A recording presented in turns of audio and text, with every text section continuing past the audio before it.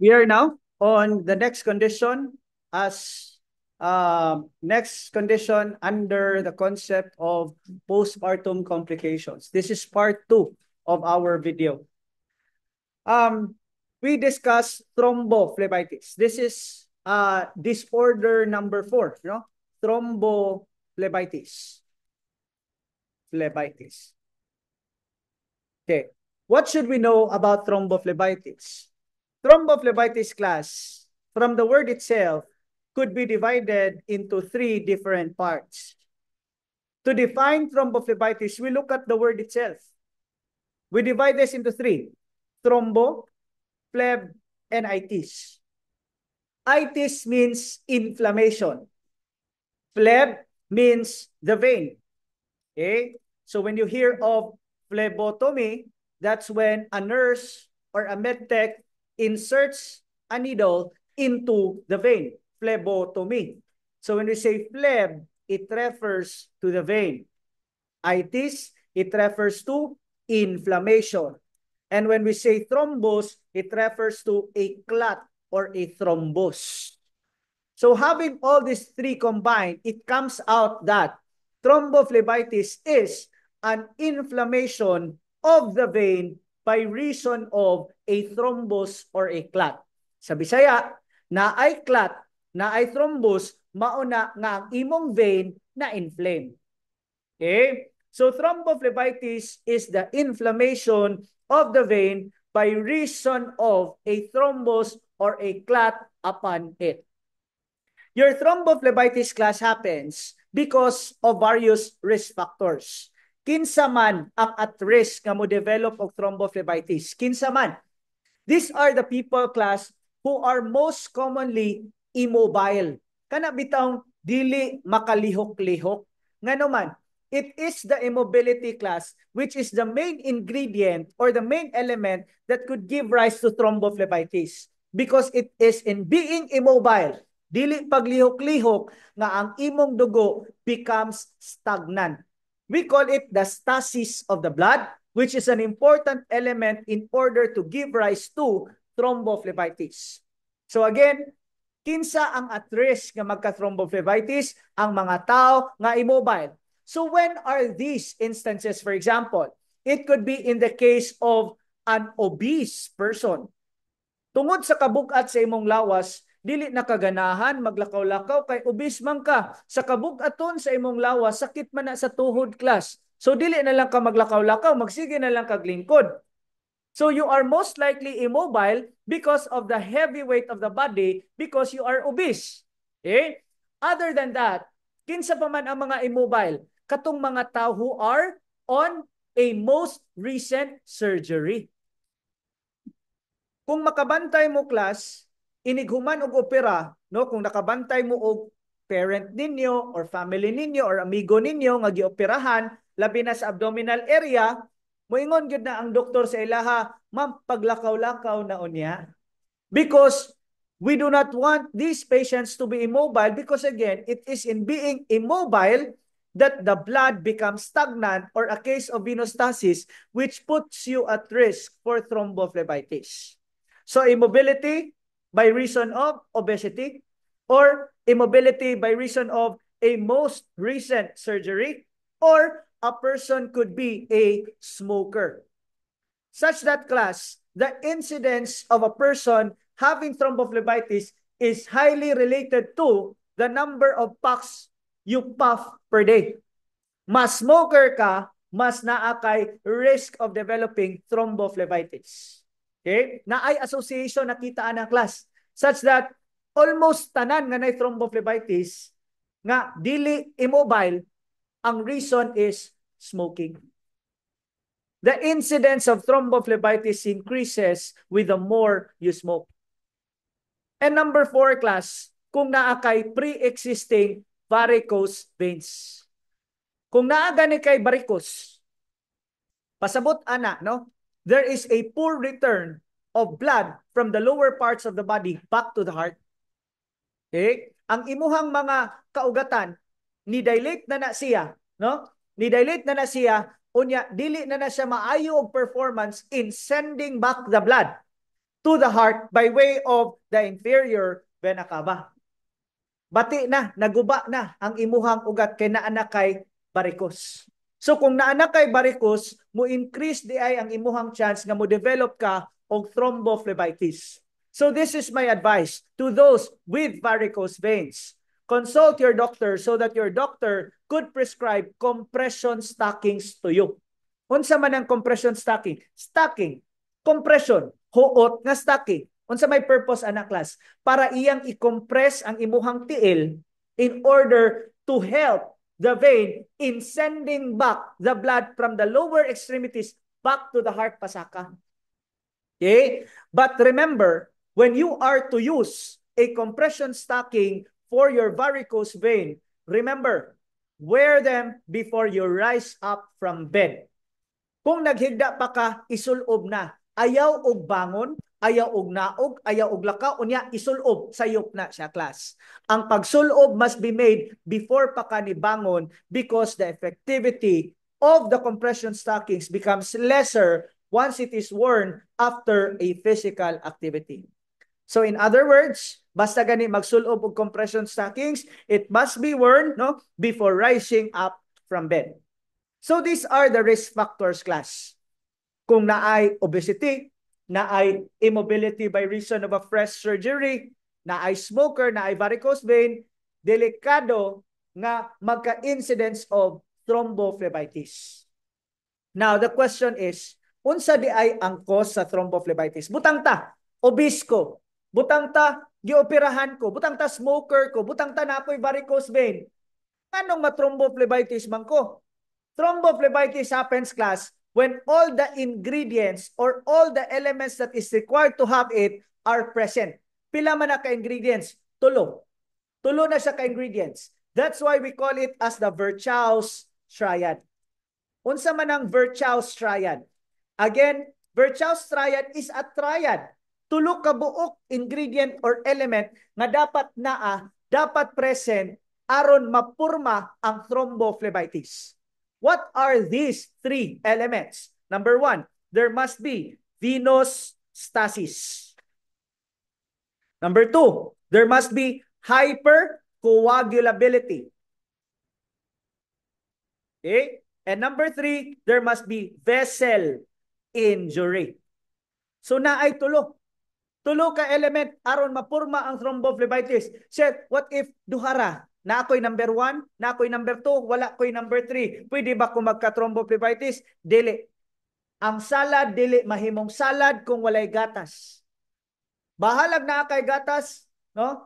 Unya, wa di kay fruit cocktail, dili gihapon ang mahimong salad. Kinahanglan kompleto ang ingredient aron ang imuhang putahe mapurma. So for thrombophlebitis to be existent, it has to have the three elements: venous stasis, hypercoagulability, and vessel injury. You will also discuss thrombophlebitis in your medical surgical concepts. This time, class, we will take thrombophlebitis in the perspective of a postpartum client. Pag-ong nanganak nga client. Remember, kung sa atong topic, complications sa mga babae nga bag-ong nanganak. Nganong apil man ang thrombophlebitis, sir? Because kung bag-o kang nanganak, naaman ang Virchow's triad diha. Unsay naa, sir? Let's review. Number 1, venous stasis. In what instance man, class, na ang postpartum client has been exposed to venous stasis? Remember, venous stasis, immobility. Kanang nagsambay lang ka, no? Nagpuyo lang ka. Wa kay lihok-lihok, no? Or naglingkod lang ka for so long an hour. Ang pangutana, kanus aman ang postpartum client na exposed into periods of immobility or periods of venous stasis? Kanus aman? Depende. Kung cesarean section, these are people who have had incision. Asa man na nabilong? Recent surgery. What if normal spontaneous vaginal delivery? Asa man dapita? Di ba, class, kung magpaanak ta, unsay posisyon sa mama? Di ba ang mama nakalithotomy position? No? Ang imong tiil, isang at og stirrups. Dugay-dugay ba yan na, class? Kung nakapatong og stirrups imong tiil, pwede di ka ma'am, paglakaw-lakaw sad. Pwede di ay? Di ba? So the mother, for normal spontaneous vaginal delivery, has been positioned in the stirrups, making her immobile for quite some time. NSBD, kung cesarean section, way lalis. Kay naagid na fresh surgery. Bagong tahi, maglakaw-lakaw di ay kadayon. So mauna, kung bago gani kang cesarean, bago gani kang tahi, appendectomy or unsa nga mga surgery, di man ta gusto nga muungot ang dugo sa tiil. Kung sa may atong buhaton, atong lihok-lihokon atong tiil, atong i-wiggle ang ato ang mga toes in order to promote circulation and recirculation. Because venostasis or ang pag-ungot sa dugo, ang pagkastagnan sa dugo, pwedeng maka-thrombophlebitis. Kanang ako mga nakita nga mga naka-cross og legs, very unhealthy. Very unhealthy. Okay? Nga naman, when you cross your legs, you impede the flow. When you impede the flow, venostasis. With venostasis, thrombophlebitis. Pero di man na mo ritso mo, una pa manag, varicose.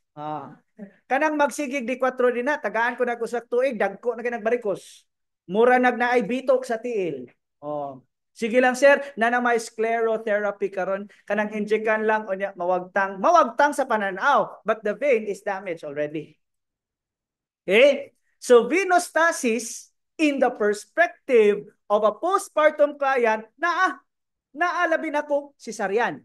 Pero kung di ka cesarean, katong pagpatong nimo sa stirrup, maungot ang imong dugo. Venostasis. So sa ato pa, postpartum client, venostasis, check. Next ingredient. Okay? Hypercoagulability. Question. Is a woman in the postpartum hypercoagulable? Otherwise asked, is a woman in the postpartum stage at risk of or an increased rate of coagulation? The answer is yes. Why is that? Because a woman during pregnancy will have elevated levels of fibrinogen. So kung taas kag fibrinogen, taas pud kag tendency nga mag-blood clot.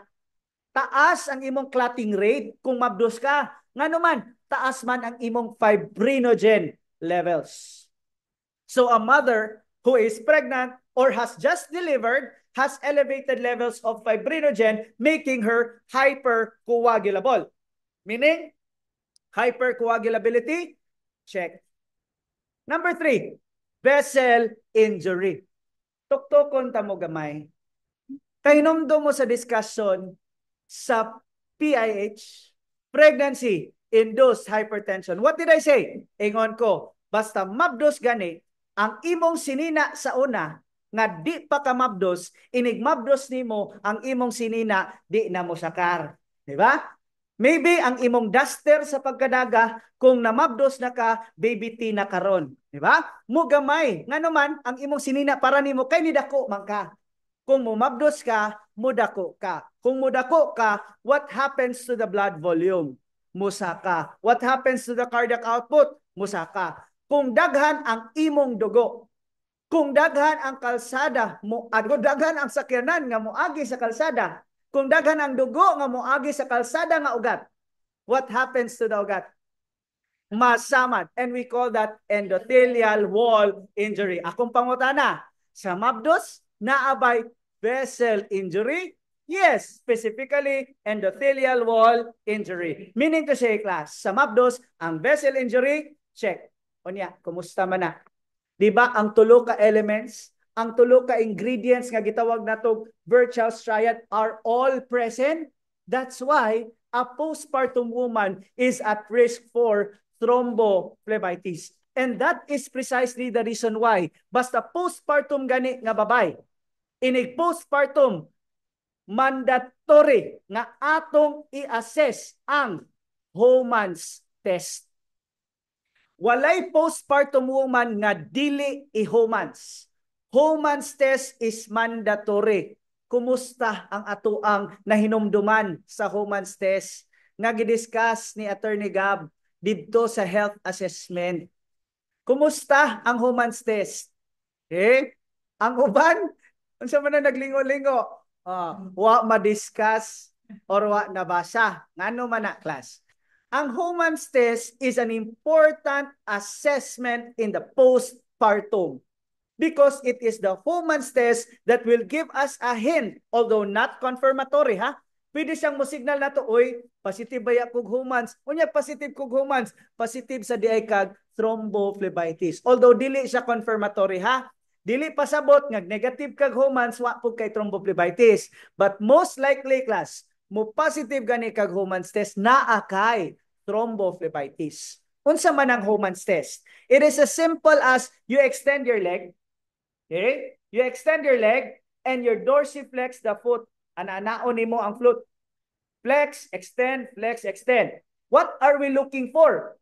Kaning bagtak, kaning calf, kung sakit gani na siya, pasabot, basin, na akay thrombophlebitis. Extend the leg, flex, extend, flex, extend. A pain in the calf is a positive Homan's test which indicates a probable thrombophlebitis. Meaning to say, class, in diagnosing thrombophlebitis, there are three ways. Usa na diha, class, is a positive Homan's test. Again, unsa tong Homan's test? This is the extension of the extremity and the flexion, dorsiflexion of the foot when there is a positive for pain in the calf that indicates a probable thrombophlebitis. Okay? Now, aside from Homan's test, how else can we determine kung naa ba kay thrombophlebitis? You can do your D-dimer test. Unsa man ang D-dimer test? D-dimer test, class, is a blood test where we determine the levels of protein byproducts which is the result of the breakdown of a clot. Ang lawas manggod, class, is a continued cycle of clotting, anti-clotting, clotting, anti-clotting, clotting, anti-clotting. Meaning to say, every time mo create ka clot, ang lawas mo react by stopping the clot through an anti-clotting effect. Clotting, anti-clotting, clotting, anti-clotting, clotting, anti-clotting. Magbalik-balik yun ang lawas. Kung magdugo imong gums, mag-clotting, mag-anti-clotting, clotting, magbalik-balik. In thrombophlebitis, there is overclotting. Meaning, if there is overclotting, what do you think will happen to the number of times na mag-anti-clotting ka? Di ba mo daghan sad? So the more you clot, the more you anti-clot. Because pares man na. Clotting, anti-clotting, clotting, anti-clotting. Kung kadaghan ka mag-clotting, kadaghan po ka mag-anti-clotting. But every time you do the anti-clotting, there is a breakdown product. What do you call that breakdown product? You call that the D-dimer protein. That's why, sa D-dimer test, atong tanawon, class, unsa man, taas ba ang D-dimer products? Taas ba ang D-dimer proteins? Kay, kung taas imong D-dimer proteins, meaning to say, kadaghan ka nag-anti-clotting. Nganong kadaghan man kadag anti-clotting? Most likely, kadaghan ka ng clotting. And what is that? Thrombophlebitis. So when the levels of D-dimer is elevated, it probably indicates thrombophlebitis. When the elevation is only slight, pasabot ana, superficial vein thrombosis. Pero kung greatly elevated ang imuhang D-dimer test, pasabot ana, deep vein thrombosis. Because superficial and deep vein thrombosis are the two kinds of thrombophlebitis. Now, do we use D-dimer test during pregnancy? The answer is no. Dili ta mo gamit og D-dimer test during pregnancy. Ngano man, mabdos gani ka, mag D-dimer ko nimo, automatic taas. Mabdos ka, mag D-dimer ko, bisag wa kay thrombophlebitis, automatic taas. Ha, nganong ingon ana man, sir? Oh, go back. During pregnancy, a woman is, number 2, hypercoagulable because of the elevated levels of fibrinogen. Meaning to say, natural sa mabdos nga taas ang D-dimer. So the elevation of D-dimer during pregnancy is a normal occurrence. It does not indicate thrombophlebitis. Therefore, if D-dimer test is not done, what could we use? We use the Doppler velocity. This is the third diagnostic test for patients with thrombophlebitis. Unsa man ang Doppler velocity or Doppler ultrasound? Unsa man na? It is a tool which is used to detect the amount of blood flowing in the ugat. Maminaw ta kung naabay sa gitsit sa dugo sulod sa ugat. Doppler ultrasound, Doppler velocity. Meaning to say, kung pag Doppler nimo, wa may niagi dugo. So kung may niagi dugo, naaday thrombus, naaday clot, mao nang ang dugo di kaagi, thrombophlebitis. Pero pag Doppler velocity nimo, niagi mang dugo, akong pangutana, naay bara wala. Wala, adi walay thrombophlebitis. Precisely. Okay? So in thrombophlebitis, we do Doppler velocity. Kung makaagi ang dugo, walay bara.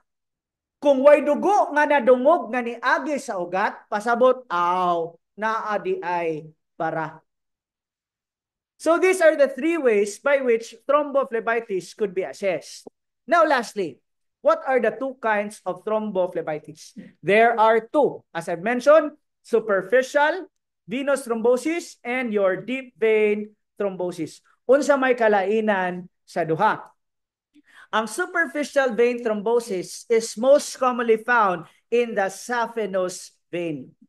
Asa man na dapita sa lawas ang saphenous vein, naana sa tiil. Sa upper limb, sa upper part of the lower limb, the upper part of the lower limb, diri sa may imong paa ang greater saphenous. Dira sa imong bagtak ang lesser saphenous. So kana siya dapita, superficial man na. So because they are in superficial venous thrombosis, the most commonly affected vein is the lesser and the greater saphenous vein, naagi hapon sa tiil. Ang imong deep vein thrombosis, asa man na makita? Naa sa femoral, naa sa popliteal, naa sa imuhang iliac. Asa man na dapita ang femoral, popliteal ug iliac. Kay balo ko ang health assessment under nako, kay balo gyud ani. No? Femoral, popliteal, iliac. Because I always ask you, locate and point to me the 9 pulse sites. Ba? So kani vein man ni wa ni pulso. So asa man ni dapita ang imuhang femoral? Ang femoral naa sa imuhang paa. Okay? Ang imuhang iliac naa diri dapit. Okay? Lower abdomen. Iliac, no, dapit sa upper portion sa paa. Ang popliteal naa sa luyo sa tuhod. Okay? So, naa diha dapita ang imuhang mga deeper veins. Nga kung ma-inflame na sila, then we call that as deep vein thrombosis. Unsa may symptom? Naa gyud nay pagpanghubag. Sa SBT, hubag. Sa DVT, hubag. Unsa may kalainan nila, sir? Sa superficial class, mild ra ang imong swelling. Pero ang imuhang deep vein thrombosis, severe ang imong swelling. So mao nay difference. Ang color pod sa ugat nga inflamed sa superficial is RTW. Sa man ang RTW, naa kay redness, naa kay tenderness, naa kay warmth. Puwa nga sakit nga init. Okay? Pagpamuwa, sakit hikapon, init hikapon. So redness, tenderness, and warmth is superficial. Pero ang deep vein thrombosis class, kanang usa ka tiil, usa ka paahan nimo mas dako kaysa pikas. Nainat man siya, luspad. It is color pale. That's why we call it as the milk leg. Luspad ang imong usa ka tiil. So glaring kayo ang distinction sa duha. Sa superficial, red. Pero sa deep vein thrombosis, luspad. That's why it is called as milk leg because the color is pale or milky white. Okay? So remember the distinction, ha? Sa superficial, mild ang swelling. Sa deep vein thrombosis, severe ang swelling. Sa superficial, ang color, puwa. Sa deep vein thrombosis, ang color, luspad. Okay? So what do we do? Whether it's SBT or DVT, pare-pareho ratag management class. What could be the management? Bed rest. ayaw palihok-lihok ka ang imong pasyente. Ngano man, naamagod kay clot. Kung naa kay clot, unya palihok-lihok ko na tong pasyente, matastas uroy na ang clot. Kung ma-dislodge ang clot, it becomes your embolus. And an embolus can block the supply of blood to the brain. Maunang mahimong stroke. An embolus can block a supply to the blood going to the heart. Maunang nakay myocardial infarction. Or this embolus can travel to the lungs. We call it pulmonary embolism, causing pulmonary edema. Okay? So patient is kept on bed rest. Ayaw palihok-lihok ka. Ayaw ina, ma'am, mag-ambulation ta sayop tangtang imong lisensya. Okay? So keep the patient on bed rest. Number 2, elevate the leg. Why do we need to elevate the leg? Di ba, class, ang imong ugat sa tiil na ay bara. Ang pagnaog sa dugo, sayon ra kay artery man. Pero ang pagbalik sa dugo, via vein ra ba? So kung nanaog siya by artery, pagbalik niya by vein, unsa may nasa vein na ay clot. Makaagi ba siya or dili? So dili mo balik ang dugo. So unsa may atong buhaton para mo balik ang dugo to the heart? Atong i-elevate ang legs. So do bed rest. And number 2, elevate the legs to promote venous return. Okay? Number 3, apply warm compress. Nganong mag-apply man tag warm? What if trip na ko, sir, ka ng bugnaw lang akong ibutang para aesthetic? Oh. O sa may kalainan sa init o sa bugnaw? Di ba ang bugnaw, class, pampakipot, constrict? Di ba ang warm, pampadilate? Ang imong dugo, naglisod og agi sa vein, kay ang vein na ay mga bara, na ay mga clot. Huot iagi, kay na ay clot. Akong butangan og tubig bugnaw. Musamot bag kahuot? Musamot, mo constrict man. Pero akong butangan og init, mubuka ba siya? So makaagi na ang dugo. Precisely. That's why you apply warm compress in deep vein and superficial vein thrombosis. Tambal. Sakit man ni class. In order to alleviate the pain, you can give NSAIDs, non-steroidal anti-inflammatory drug. But in the case of deep vein thrombosis, because it is potentially life-threatening, makamatay.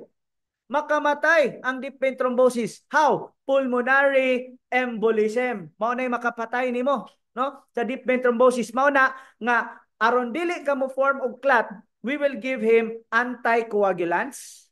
Okay? Anticoagulants is given in order to prevent the formation of clot, and if clots have already formed, atong dugmokon ang clot. What medication is given to dugmok the clot? We give thrombolytics. Okay? So other than NSAIDs to relieve the pain, we also give anticoagulants and thrombolytics to patients with deep vein thrombosis.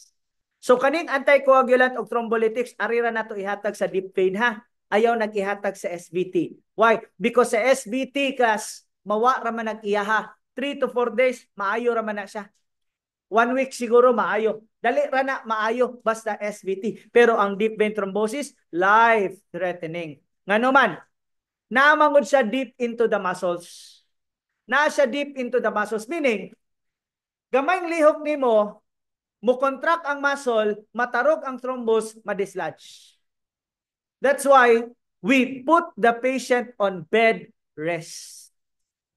And always remember, class, basta venous thrombosis gani, never massage. Kita man god, no?